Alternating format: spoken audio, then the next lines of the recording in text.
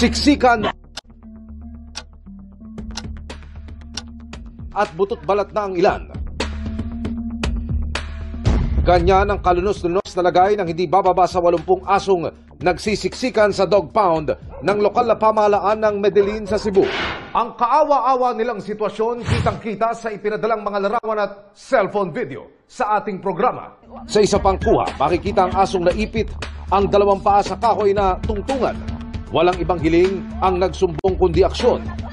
Mga April, hindi pa ganito ano talaga kalala yung situation. Tapos bakit hinuhuli-huli tapos hindi pinapakain? Doon ako nagalit. Ilang beses na raw niyang naiparating sa lokal na pamahalaan ng sumbong pero every time nagko-complain po ako, nililinis nila. Pagkatapos balik sa dati.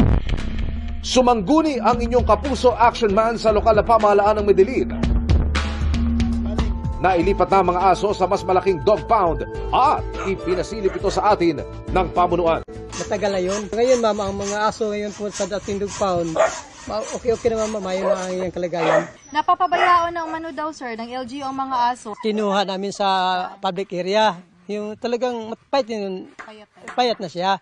Pagdating dito sa dog pound, inalagaan namin yun. In fact, yung taga-provincial veterinary office, yung nag-ano to regularly. Ang local government ng Medellin may sapat na pondo and instruction niya ni Mayor na we have to sustain the dog pound in terms of budget.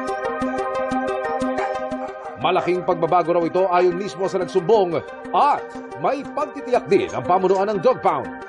Noong October, nagreklamo po ako, ito mayroon na ito dito, pero hindi kagaya ngayon na malinis. Ang takot ko po is, what if pagkatapos nito parang naglalaro lang po ulit. Baka Kasi paulit-ulit. So, ngayon ma'am, sa akin ang nakikaya 100% ma'am, yung maayos naman ang pag-alaga namin. Yung mga may-ari ba na nahuli natin, may may-aring mga aso, tapos walang 500 pesos sir, pero gusto nilang kunin, needed ba talaga na magbayad ng 500 pesos? Dili ma'am, yung hindi maka-afford sa 500, pwede na gamit. Pero basta kayo sabi sa amin nga, kunin lang yung aso pero alagaan lang sa ila. Paalala ng lokal na pamahalaan, huwag pabayaang pakalat-kalat sa kalsada ang mga alagang aso. We still have to continue the implementation sa ating ordinansa para i-balance natin implementation ng ordinansa, pag-aalaga ng aso, and we have to secure also our motorists, our pedestrians and citizens against the proliferation of mga stray dogs.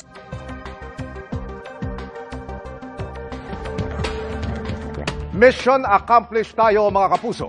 Para sa inyong mga sumbong, ipadala po ang ninyo sa kapuso.